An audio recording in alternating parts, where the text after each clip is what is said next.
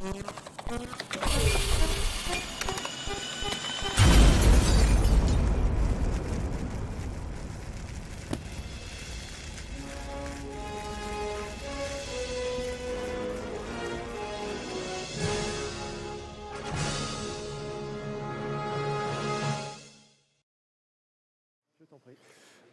tout le monde. Donc on va vous parler de OpenStreetMap. Donc du coup de Otoroshi et Izanami. Donc c'est deux produits qu'on a développés dans le cadre de la Maïf et on va vous expliquer ce que ça fait, comment ça fonctionne et tout. Donc du coup moi je m'appelle Alexandre Delegue, je suis développeur chez Serly. Et donc moi je m'appelle Mathieu Ancelin, je suis également développeur chez Serly et je suis le lead dev de la plateforme de service Maïf. Donc avant de vous parler des deux produits et tout le package, on va vous présenter quelques slides avant pour vous resituer le contexte et après on passera plus en mode démo et tout ça, donc vous inquiétez pas, ce ne sera pas que des slides. Donc du coup la Maïf, je pense que tout le monde connaît, mais je ne suis pas sûr que tout le monde connaît comment ça a été fondé, d'où ça vient et tout ça. Mais en fait à la base c'était donc 156 instituteurs qui sont regroupés ensemble pour s'assurer eux-mêmes en fait. Donc c'était en 1934, ça remonte, et donc du coup à l'époque ça s'appelait la MAIF, donc c'était pour juste l'assurance automobile.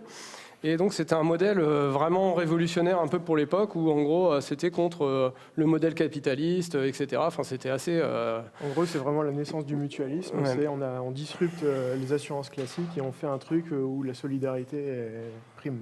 Donc du coup aujourd'hui on appellerait ça sûrement une start-up ou quelque chose comme ça, mais à l'époque il n'y avait pas ce nom-là. Mais... Donc maintenant en fait... ça a changé, enfin c'est plus aussi communiste, on va dire, que ça a pu l'être à l'époque. mais du coup, donc c'est plus, mais il reste quand même quelques valeurs et notamment, on n'est pas un client, mais on est un sociétaire. Les personnes en agence n'ont pas le droit de se faire d'argent en vendant de l'assurance, etc. Il y a tout un tas de valeurs, il y a des choses sur le numérique, etc. Et donc voilà pour le contexte un petit peu. Côté technique, donc en fait c'est une boîte qui a quand même quelques années. Donc en fait on s'est passé par toutes les époques de l'informatique.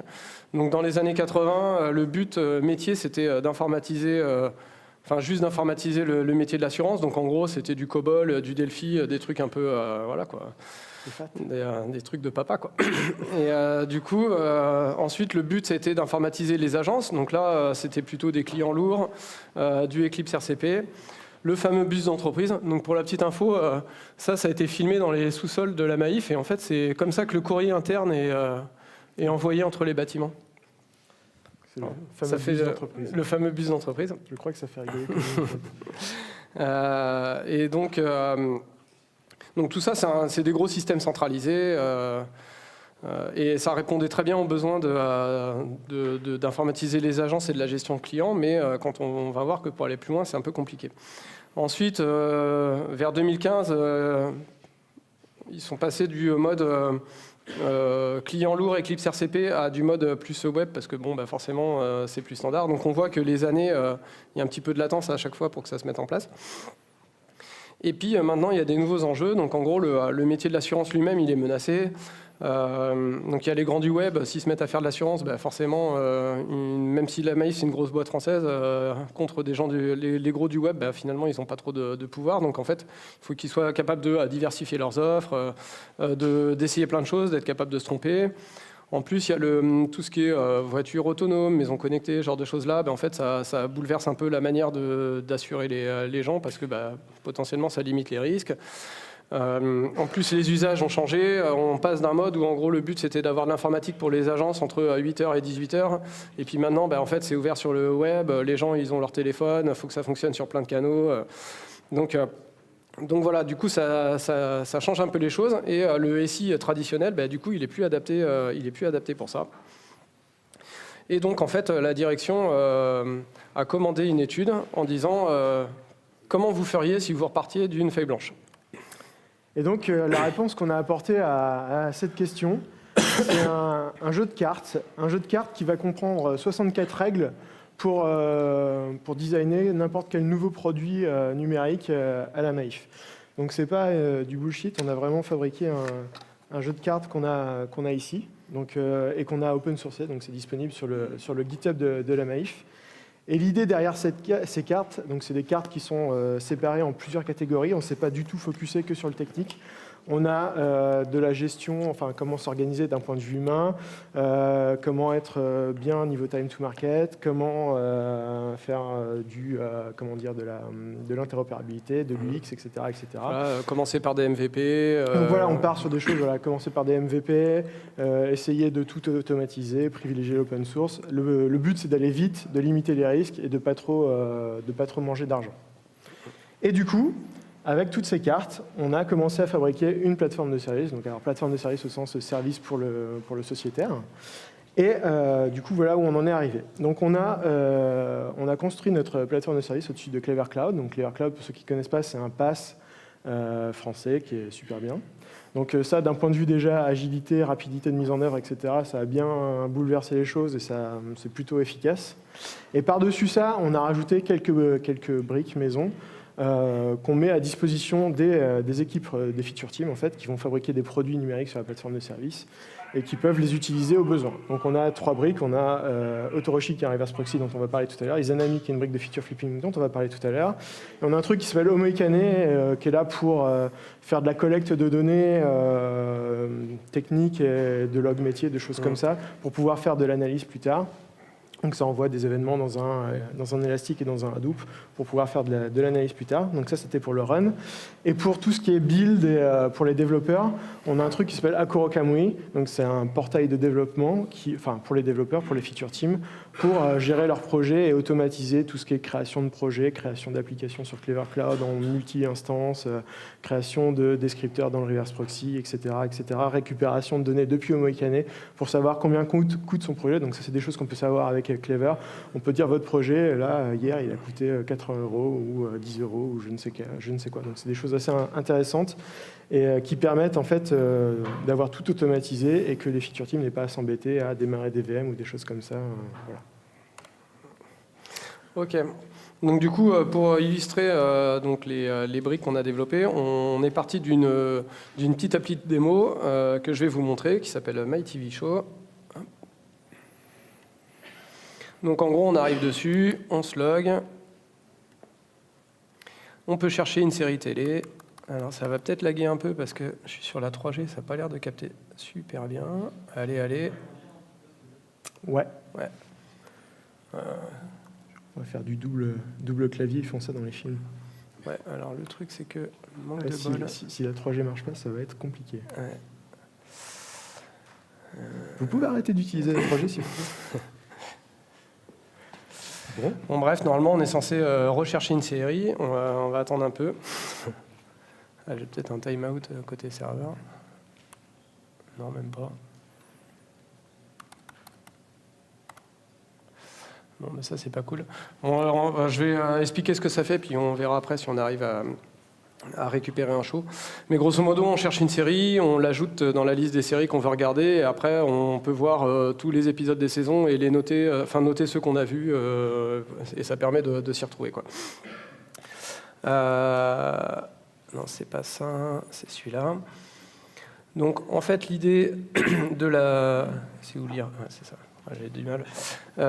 Donc l'idée, c'est de montrer comment, en partant d'une appli existante, on peut la pimper un peu avec les 2 briques, donc faire du feature flipping. Donc là, en gros, l'idée, ça va être juste de dire on veut pouvoir développer très rapidement, et plutôt que d'avoir à gérer plein de branches en parallèle, en fait, on va tout mettre sur la même branche et on va pouvoir activer, désactiver des choses en prod, à chaud, etc. Ensuite, il va y avoir une partie sécurisation de l'application, donc ça va être avec Autoroshi, et notamment maîtrise, mesure de tout ce qui se passe sur l'application, sans avoir à modifier beaucoup de choses finalement dans l'appli. Ensuite, on va voir comment gérer des partenaires, donc ça peut être pratique quand on bosse avec des partenaires extérieurs, en fait si on veut les activer, désactiver, donc ça c'est possible assez facilement avec Izanami. Et ensuite, on va montrer comment on peut exposer une API avec Autoroshi, donc ça peut être pour gérer les quotas, potentiellement pouvoir la monnayer, ce genre de use case, et après on vous parlera de l'open sourceisation, je ne sais pas si ça se dit, des 2 briques dans le contexte de la Maïf. Donc voilà, normalement quand ça marche, ça ressemble à ça. Et donc, je vais vous parler de Izanami. Je vais juste vérifier si jamais le résultat n'est pas arrivé. Cherche musique. Allez. Ah. C'est pas cool. Non, c'est pas cool du tout.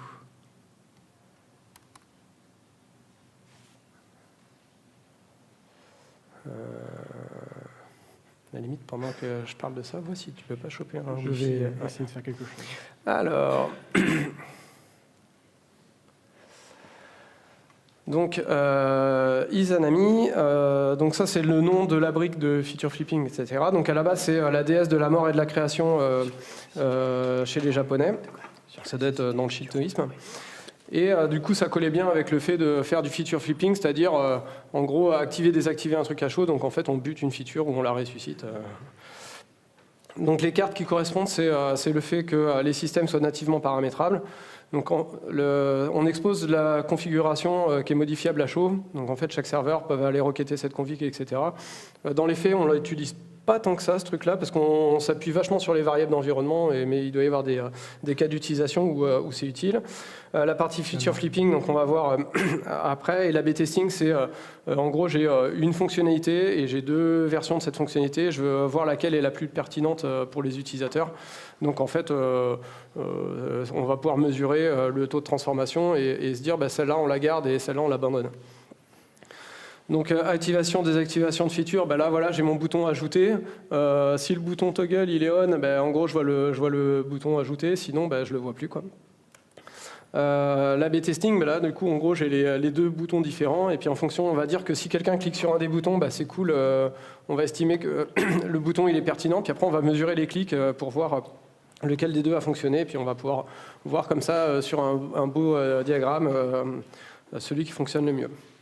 Et la configuration partagée, grosso modo, c'est une sorte de base clé valeur exposée sous forme d'API REST. Et la valeur, c'est un JSON au choix. Donc,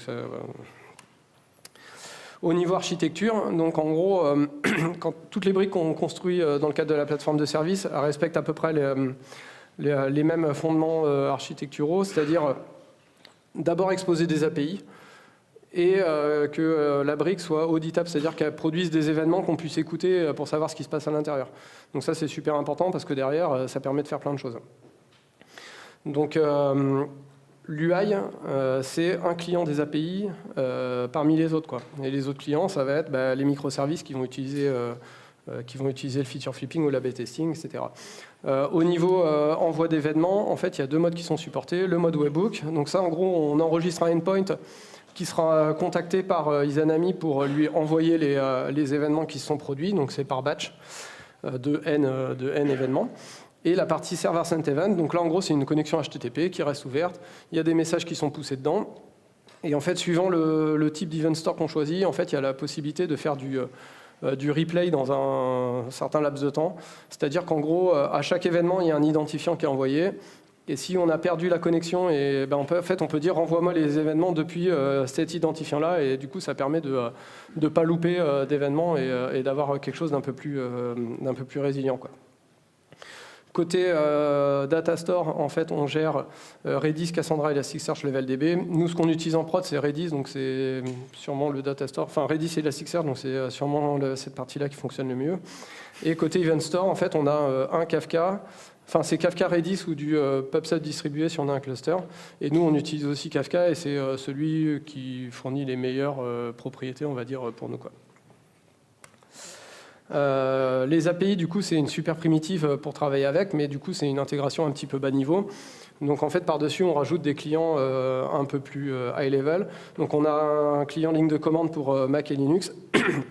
Et on a deux librairies front pour React et Angular. Et côté back, en fait, on a une librairie qui tourne sur la JVM qui fait du Java et du Scala. En fait, c'est deux DSL séparés, un peu plus adaptés à chacun des langages. Et on a une libnode. Tu veux qu'on essaie donc ça, c'est juste des exemples de code comme ça, mais en fait, on va aller le voir directement en vrai. On retente juste pour voir ou on y va direct. Donc, tu prends du ROM. Celui-là. Il y a besoin d'un... C'est d'accord. Du coup, c'est bon, elle est OK pour que je donne son... OK.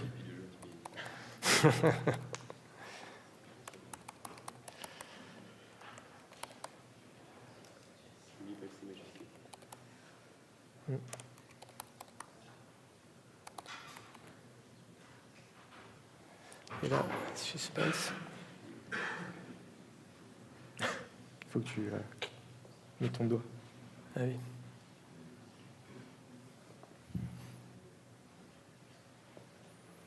Verdict. Un roulement de tambour. Donc on y va. Yeah. Ça marche. Hop. Bon, c'est bon, il y a des trucs qui apparaissent. Ok, donc on va continuer, tac. Juste pour finir de montrer l'appli. Hop, je vais sur un épisode et là je peux marquer les épisodes vus ou non vus. Donc ça c'est cool. Alors d'abord, avant de montrer comment ça fonctionne dans l'appli, on va aller juste sur Izanami. Donc là je suis sur l'UI d'Izanami. En fait derrière, donc, je vous l'ai dit tout à l'heure, on utilise les mêmes API que les clients. Et on va pouvoir créer une feature. Donc je vais l'appeler Brasecamp feature. J'ai pas trop bien écrit, mais c'est bien. Ok. Hop. Et donc là, en fait, on a le choix entre plusieurs stratégies. Donc nos stratégies, ça veut dire elle est juste active ou pas active. Ensuite, on a une stratégie par date de release. Donc en gros, c'est le toggle bouton actif ou pas actif. Et si c'est actif, il faut que la date soit dépassée pour qu'elle soit active. Et on a un truc aussi qui est sympa, c'est une gestion de feature par script. Donc là, en fait, il y a une fonction qu'il faut implémenter. Et en paramètres, on a plusieurs choses. En fait, on a un contexte. Donc ça, grosso modo, c'est le client qui va nous envoyer, il met ce qu'il veut dedans. Et on va pouvoir tester des choses sur le contexte. Là, en l'occurrence, on teste l'email de la personne. Et en fait, il faut que le gars ait un email qui soit johndoe@gmail.com pour que la feature soit active. Donc on a deux fonctions, enable, disable, qui permettent de dire je l'active ou je la désactive. Et on a potentiellement un client HTTP. Donc là, je vais vous montrer un truc qu'on peut faire avec pour s'amuser. Il y a ce site-là. En fait, c'est une API qui donne le cours du Bitcoin. Et en fait, je vais vouloir activer la feature que si le cours il est en hausse, quoi. Donc, comme je suis une grosse feignasse, j'ai déjà préparé le script. En même temps, à taper, Ouais. ça a peu d'intérêt quand même. Ok. Donc là, en fait, j'ai une petite fonction utilitaire qui va récupérer la date d'hier et d'avant-hier. Je vais les formater sous forme de string pour les passer dans l'URL. Je fais mon appel get et donc si ça je parse la réponse et je teste les deux valeurs, quoi. Donc je vais créer la feature et on a un feature explorer qui permet de tester. Donc si je mets Braze étoile par exemple, search. Tac. Et là, je vois qu'elle est bien active parce que le truc est en hausse. Ah, pardon. Tu veux que je zoome sur la partie feature ?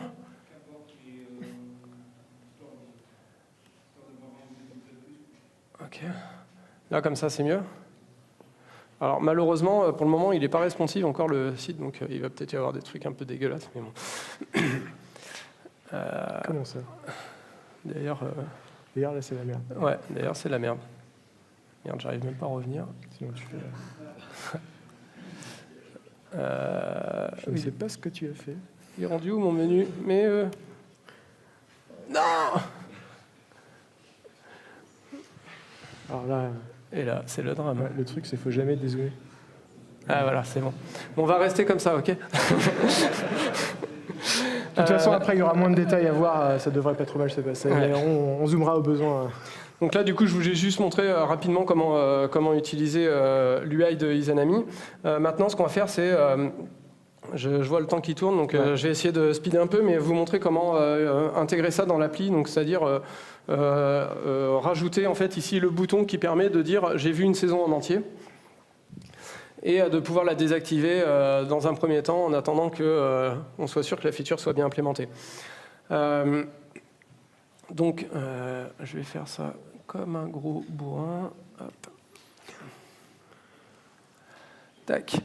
Donc, la première chose à faire, c'est en utilisant le client Java, c'est de créer donc en gros un Izanami client. Donc ça, c'est le truc de plus haut niveau dans lequel on va renseigner le host, le client ID et le client secret. Donc, ce que j'ai pas dit, c'est que De base, toutes les API sont sécurisées, donc en gros, on doit filer un client ID, un client secret pour pouvoir y accéder.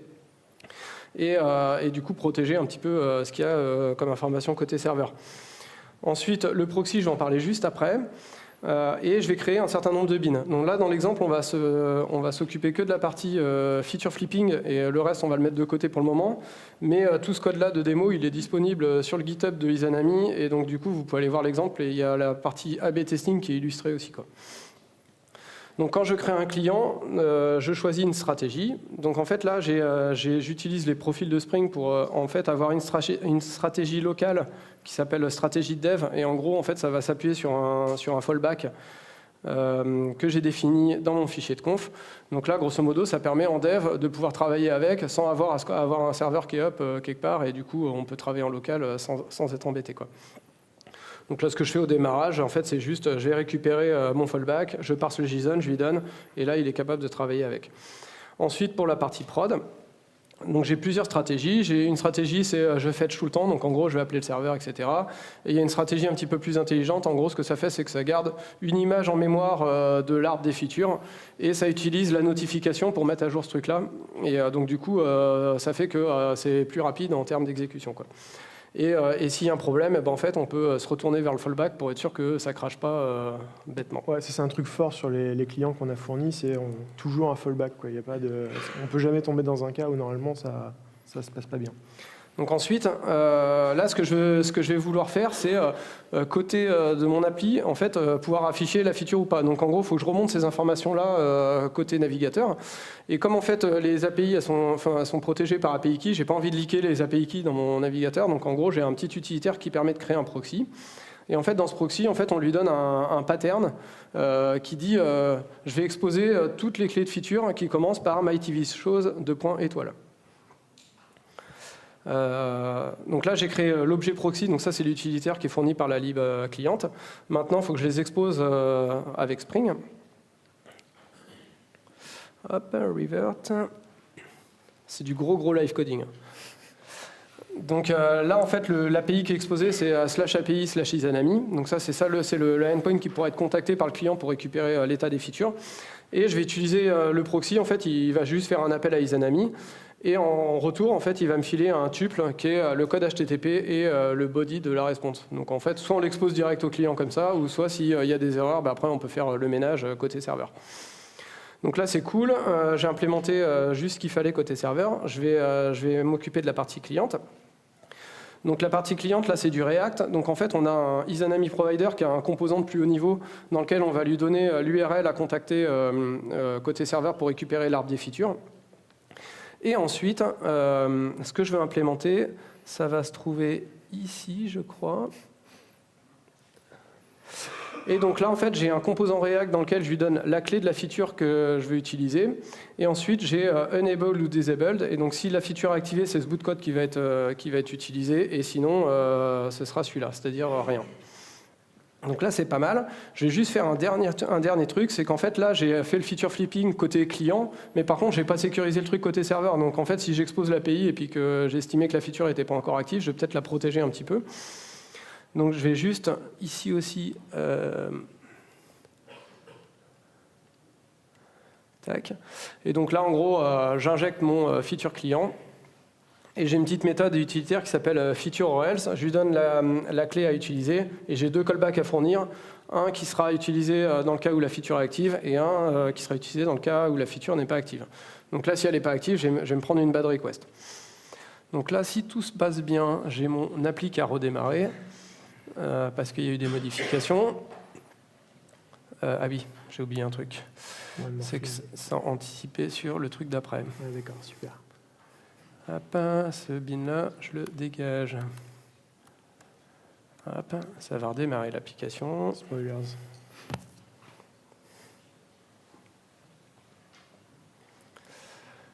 OK. Donc là, si je fais ça, donc là, j'ai mon bouton qui n'est pas affiché. Donc là, en fait, comme je n'ai pas défini la clé côté Izanami, en fait, il s'appuie sur le fichier de fallback qui dit faux. Donc maintenant, je vais aller activer la feature dans Izanami. Donc il faut juste que je prenne sa clé. Hop, le fallback, c'était celui-là.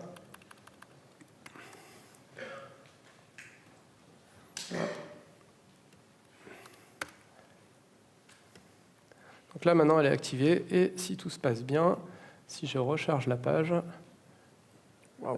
qu'est-ce que c'est que ce bordel? Si, ah oui, il est là, mais par contre... Je pense que tu as du CSS qui a sauté. Ouais, le rendu est dégueulasse. Bon, bref. Bon. C'est l'effet démo. Et tu peux le désactiver pour montrer que... Ouais, je peux le redésactiver. Ici... On a peut-être oublié des morceaux. Ok, voilà. Et là, du coup, le bouton était là, il a disparu. Hop. Je reviens sur la partie...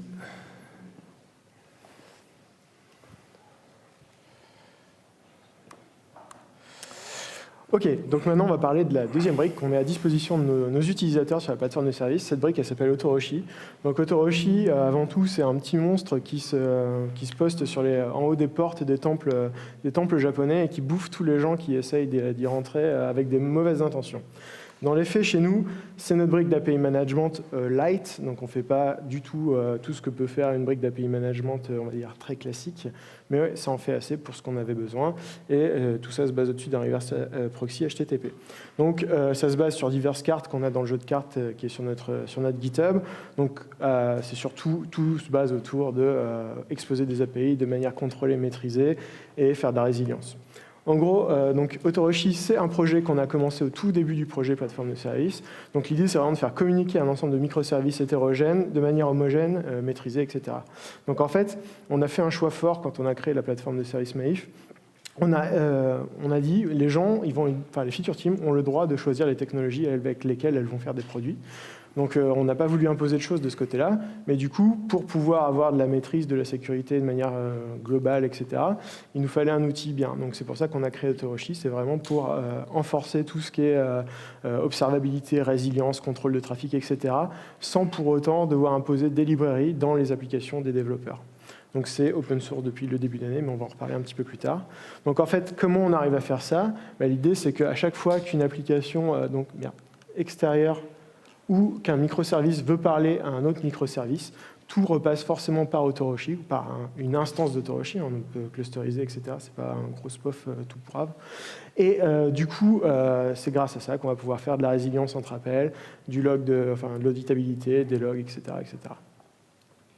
Donc l'idée, c'est que chaque microservice va définir un nom de domaine qui va être dirigé vers Autoroshi. Donc quand un client va appeler ce service, il va lui passer une clé d'API parce que par défaut, tous les services déclarés dans Autoroshi sont privés par défaut, il faut une API key. Et de là, Autoroshi va se débrouiller à retrouver l'instance ou les instances qui correspondent à ce service et va router l'appel au bon endroit. Donc ça peut être quelque part dans votre réseau, dans votre cluster Kubernetes, sur un pass public, un pass privé, bref, là où vous avez envie. Et en même temps, on va générer tout un tas d'analytics qui vont être soit consommés depuis l'interface d'Autoroshi, soit depuis Homoikane ou via ce que vous avez envie. Donc, en plus de ça, d'un point de vue résilience, on rajoute des choses assez intéressantes. On a un circuit de breaker qui est configurable par service. On a du load balancing avec, pour l'instant, une stratégie de round robin, mais on a des choses qui vont arriver un peu plus tard dans l'année. Bref, on essaye de faire en sorte que les cas les plus pourris, on les gère pour vous. On a une super API d'administration qui sait tout faire.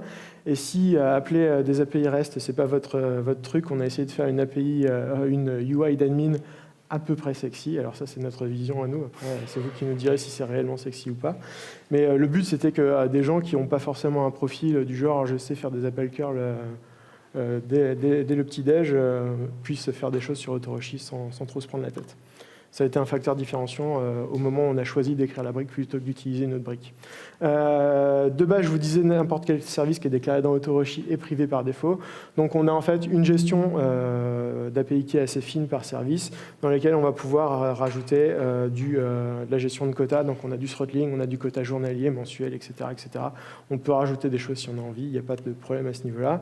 On a une vue métrique globale ou par service intégrée de base dans l'outil. Après, on peut faire bien plus avec les événements qui sont générés par Autoroshi, mais on a des trucs de base qui sont intégrés directement dans l'outil. Et en parlant d'intégration, donc on a une API d'admin super complète, ce qui veut dire qu'on peut facilement faire des outils pour synchroniser Autoroshi avec des choses genre on peut faire une sorte d'ingress controller avec un cluster Kubernetes ou avec un cluster Rancher ou avec ce qu'on a envie. Donc d'un point de vue architecture globale, ça va, c'est pas si pire que ça le jaune finalement. Donc on a notre application Autoroshi, donc qui est écrite en Play de Scala, qui balance plein d'événements. Donc il y a des métriques, on va dire très techniques, qui sont balancées dans du StatsD si vous avez du StatsD. Et on a tous les événements d'audit qui sont balancés soit à travers des webhooks, soit à travers une queue Kafka. Niveau data store, on supporte donc Redis, comme Izanami, Cassandra et du in-memory. Et puis on a une intégration poussée avec Clever, mais ça c'est parce qu'on tourne au-dessus de Clever Cloud. Donc voilà. Voilà un petit peu comment ça se passe. Hop, je vais éviter de spoiler. On avait une super blague, ça serait con. Donc en fait, maintenant, je vais vous montrer un petit peu comment ça marche en vrai, parce que les slides, c'est bien beau, mais voilà.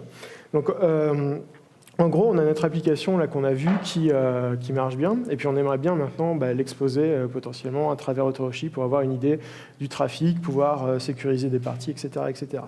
Donc pour faire ça, je vais démarrer en Autoroshi. Donc là, si je regarde, j'ai un Autoroshi.jar. C'est assez gros pour tout le monde voit bien ce qu'il y a dans la console. Ok.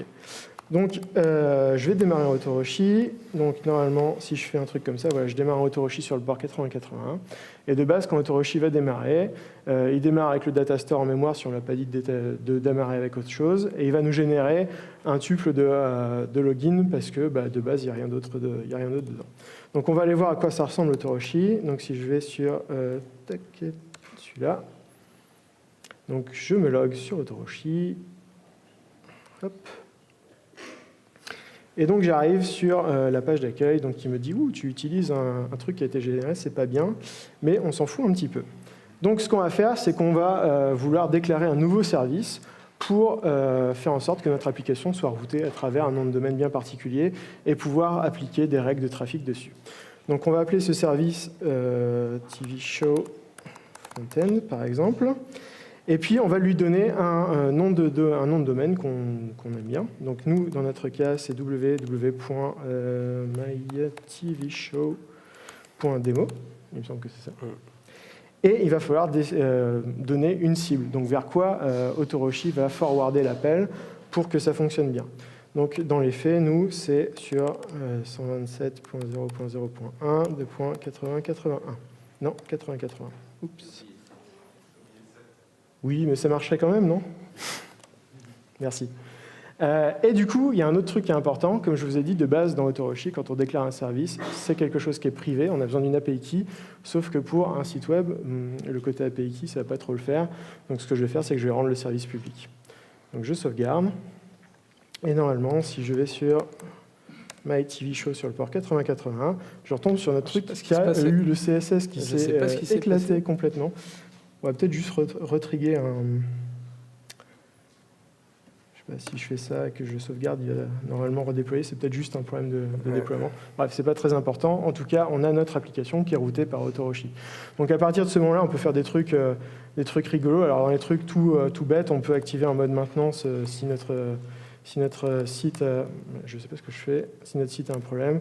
Donc là, hop, on est en mode maintenance, on peut revenir en mode normal, sans trop de problèmes, et on peut faire des choses assez intéressantes, notamment, on peut ajouter, on peut faire du whitelist, blacklist d'IP, des choses comme ça, si on veut donner accès qu'à des partenaires, etc. On peut faire pas mal de choses. On a une doc en ligne qui est assez complète. Je ne vais pas avoir assez de temps pour tout vous expliquer, donc voilà. Du coup, est-ce que je fais l'autre démo ou est-ce qu'on enchaîne parce qu'on n'a plus un max de temps? Montre le truc avec le filtre vite fait. Puis, Ouais.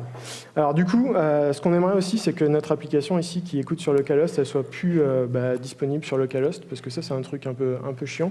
Du coup, sur Autoroshi, on a un truc qui s'appelle les secured services. C'est un très mauvais nom, mais en gros, ça permet de faire en sorte qu'il y ait une reconnaissance mutuelle entre les deux applications, entre Autoroshi et la cible, ce qui permet, en gros, de dire côté Autoroshi, si j'active ce truc, non, le truc que tu essaies de contacter, il ne s'attend pas à ce que ce soit moi qui le contacte. Donc voilà. Donc, pour faire ça côté applicatif, en fait, ce qu'on va faire, c'est qu'on va activer un filtre qui est disponible ici. Et ce filtre-là, en fait, ce qu'il va faire, c'est qu'il va chercher en fait les valeurs de deux headers dans les headers de la requête. Donc, en fait, il y a un state, c'est une valeur random qu'il faut renvoyer telle quelle dans un header de réponse. Et il y a un token JWT en fait qui est envoyé, qui va être signé avec un truc qui est partagé entre l'application et Autoroshi, et qui va fournir un certain nombre d'informations sur qui est en train de faire l'appel, comment, etc., etc. Donc, si le filtre, ce qu'il fait, donc il récupère ces deux headers, s'ils sont bien présents, il instancie un verifier JWT et il vérifie que le token JWT a bien été signé avec la même clé de signature que celle qui est dans Autoroshi. De là, on peut extraire potentiellement des informations si besoin. Là, on n'a pas forcément besoin, donc on renvoie juste la valeur random en même temps et on continue la chaîne de filtre dans l'application Spring. Donc maintenant que j'ai ça d'activé, ça devrait plutôt mieux se passer. Non, il faut que je l'active du coup. Donc ce filtre-là, je l'active. Donc Alex m'avait fait le boulot tout à l'heure. Donc on va voir ce que ça donne, normalement. C'est peut-être le truc React en fait qui fera démarrer. Ah, tu crois? Je sais pas. Bon, c'est pas très grave. Hop, donc on a notre application qui a redémarré. Donc si je retourne sur notre application ici, elle me dit « Ah non, ça ne marche pas, tu as une mauvaise signature du token JWT ». Donc ça, c'est tout simplement parce qu'on n'a pas la bonne valeur de la clé de signature. Donc en fait, par défaut, quand Autoroshi démarre sans qu'on spécifie rien de spécial, la clé c'est « secret ». Je ne vous l'ai pas dit. Donc ça redémarre. Et donc normalement, on devrait avoir accès à l'application via en fait, le nom de domaine qui est géré par Autoroshi, mais on ne devrait plus avoir accès à l'application quand on tape sur le localhost. Alors ça, pourquoi on a un truc comme ça? C'est parce que nos applis elles sont hébergées sur Clever Cloud, qui du coup est accessible à tout le monde. Donc on évite de donner accès à tout le monde à des choses qu'on n'a pas envie de voir. Donc je te laisse la main pour la suite, Ouais, Alexandre. je vais faire ça très rapidement. Hop. Ah, alors ça, c'était la meilleure, mais non, tu peux continuer, je pense. Il faudra juste qu'on relance le... Hop, super. Voilà. Ça, c'est fait. Du coup, maintenant, moi, ce que je vais vous montrer, c'est comment pouvoir gérer plusieurs fournisseurs avec Izanami. Donc là, en gros, dans notre site de série télé, quand on fait search, en fait, ce que ça fait, c'est que ça va derrière, ça délègue la recherche à des API qui existent déjà sur le net. Et en fait, il y a deux connecteurs qui existent, un pour TVDB, un pour bêta série. Aujourd'hui, en gros, on récupère dans un fichier de properties pour savoir laquelle des deux est active, et en fonction de ça, on switch l'un ou l'autre. Donc là, l'idée, c'est de pouvoir faire ça à chaud, en live, et donc d'utiliser Izanami pour ça. Hop, je fais mon revert, mon super live coding de la mort. Donc pour faire ça, c'est comme tout à l'heure, j'injecte le feature client. Juste pour vous montrer, en fait, on peut enregistrer des callbacks sur les événements en donnant un pattern sur les clés. Et du coup, dans notre cas de figure, ça permet de loguer les infos, mais on pourrait faire des choses un peu plus avancées. Et là, ce que je fais, c'est que du coup, je vais récupérer toutes les features qui commencent par myTVShows, .providers, .étoile. Là, j'ai un arbre de features et je peux tester si parmi toutes ces features, celle-ci est active ou celle-ci est active. Donc là, en fait, j'ai fait grosso modo la même chose qu'avant, sauf que du coup, j'ai déporté la logique côté Izanami et ça me permet de modifier ce comportement-là à chaud. Il y a un truc que je n'ai pas précisé, c'est sur le nommage des clés. En fait, il y a plein de choses qui sont gérées juste sur le nommage des clés. Donc, par exemple, on peut gérer les habilitations en fait, des users qui sont connectés. On peut, là, comme en fait, on expose des clés avec des patterns, nous, ce qu'on recommande, c'est d'avoir un nommage qui serait quelque chose du style le nom de l'application, un deuxième segment pour dire prod, pré-prod, etc., pour pouvoir changer les valeurs suivant tous les environnements. Peut-être quelque chose qui dirait public, privé pour dire qu'est-ce qu'on expose, par exemple, au navigateur et qu'est-ce qu'on garde que côté serveur. Et puis après, en fait, le nom des clés. Donc ça, c'est assez important, cette chose-là, quoi. Donc là, maintenant que j'ai déclaré mon feature flipping côté serveur, je vais pouvoir... Alors juste, je vais copier les clés. Hop.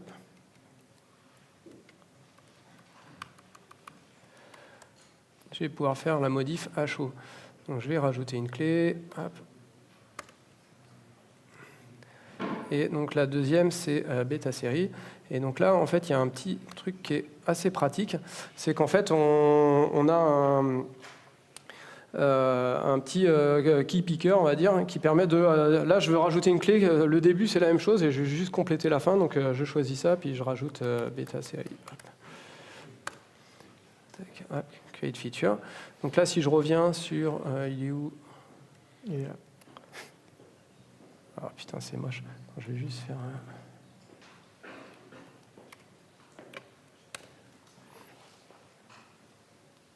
je sais pas si c'est ça, mais il y a un truc qu'il aime pas.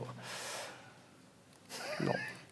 C'est génial. Bon bref. Du coup, elle est où la search? Ah ouais, c'est ça. Donc là, si je cherche, par exemple, Breaking Bad. Donc là, je suis sur TVDB, et maintenant, si je désactive TVDB, hop, je reviens ici Bien. et je recherche.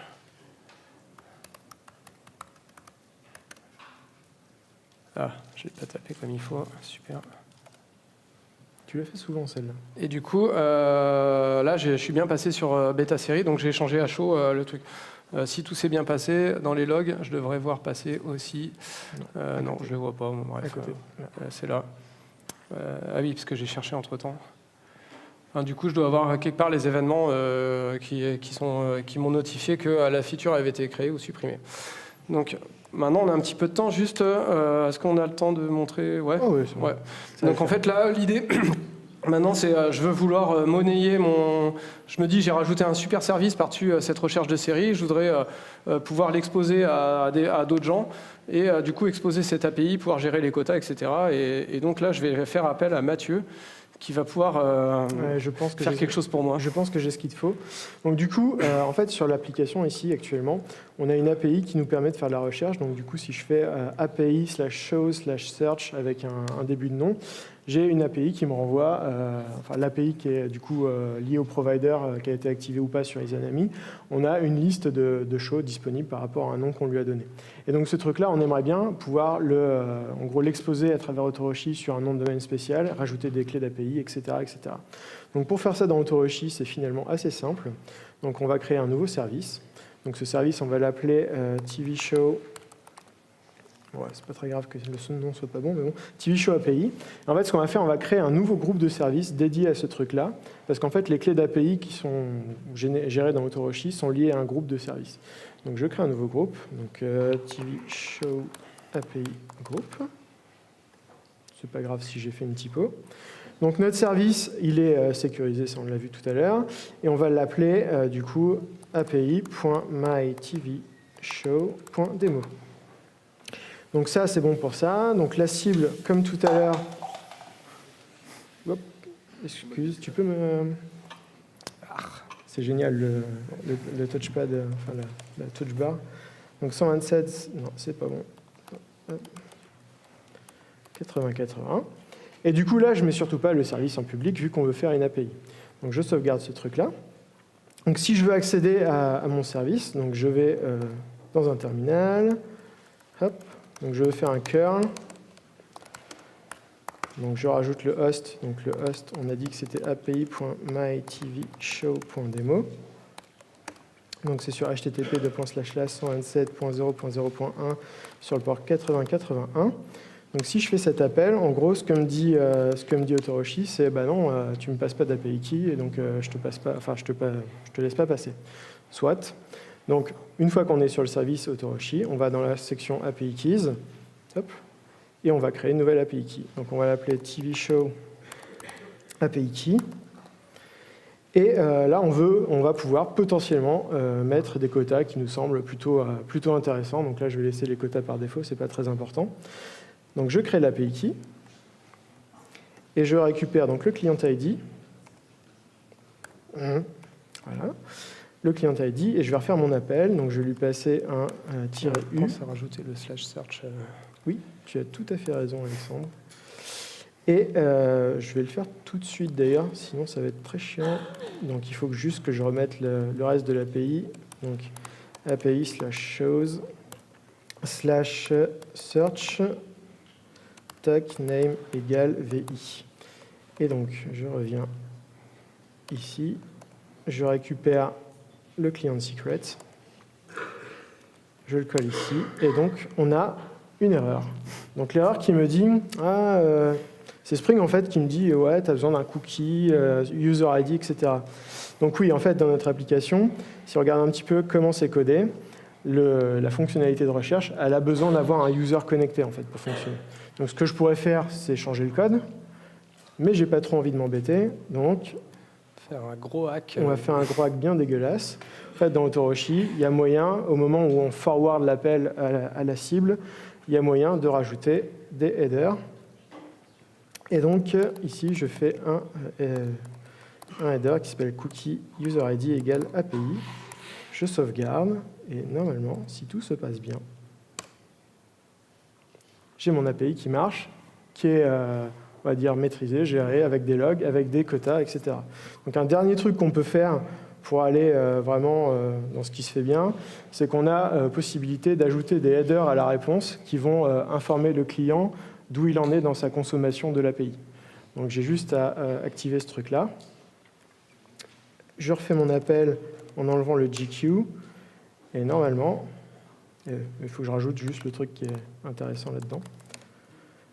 Donc je rajoute un include, et du coup, on a des headers Autoroshi qui nous disent il te reste tant d'appels par jour, tant d'appels par mois, etc., etc. Et du coup, ça donne des informations assez importantes, enfin assez intéressantes pour le client. Du coup, je te repasse la main, Alexandre, pour le reste de la présentation. Donc là, ouais, ça fait à peu près plus d'1 an qu'on a développé ces briques, qu'elles sont utilisées en interne à la Maïf. Et en fait, on s'est dit que ce qu'on avait fait, ça pouvait potentiellement intéresser d'autres personnes. Donc on a open sourcé ces projets-là. Donc ça a été quelque chose qui a été aussi poussé par la direction de la Maïf. En fait, c'est pas quelque chose qu'on a fait dans notre coin comme ça tout seul. Et donc il y a une vraie volonté en fait, d'aller vers l'open source, de retrouver des valeurs plus communautaires telles qu'on les avait évoquées au tout début, quoi. C'est disponible sur maif.github.io. Il y a 3 projets qui sont open sourcés aujourd'hui. Donc il y a Autoroshi, Zanami et le jeu de cartes. Et peut-être qu'on en open sourcera d'autres par la suite si jamais on a des choses qui sont assez génériques pour que ça puisse correspondre à d'autres personnes, quoi. Donc voilà pour cette présentation. Il reste 3 minutes pour des questions, si jamais vous voulez. Ouais, donc voilà. Ouais. Non, tu avais un truc à rajouter? Non, j'ai rien à rajouter. Si vous avez des questions, n'hésitez surtout pas. Et de toute façon, on reste dans le coin, enfin au moins moi je reste dans le coin tout le reste du Brainscamp, donc pas de problème. Non, c'est bon aussi. Il y a une question.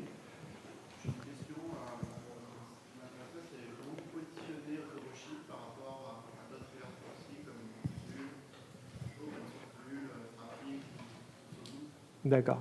Donc la question c'était... Ouais, vas-y, du coup, je vais la reposer. Comment vous positionnez Autoroshi dans le monde des reverse proxy open source? Et donc, moi, de tête, il y a Zool, je sais pas comment on dit, de Netflix, Sozu de Clever, hein, d'ailleurs.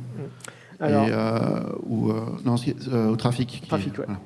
Alors, en fait, tous ces outils-là, effectivement, on a regardé quand même ce qui se faisait avant de se lancer. On n'a pas fait ça sur un coup de tête.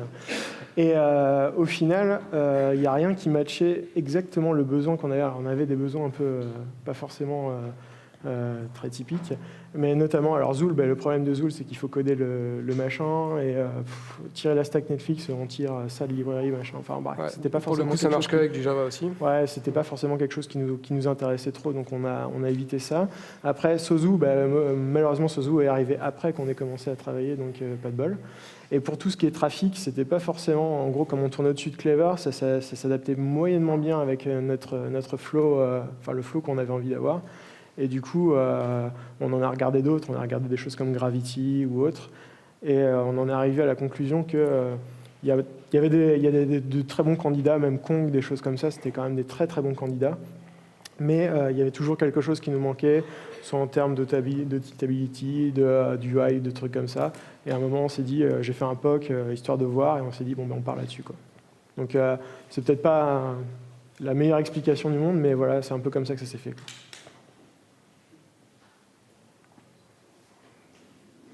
Bon, de toute façon, c'est la fin, donc merci. De toute façon, ouais.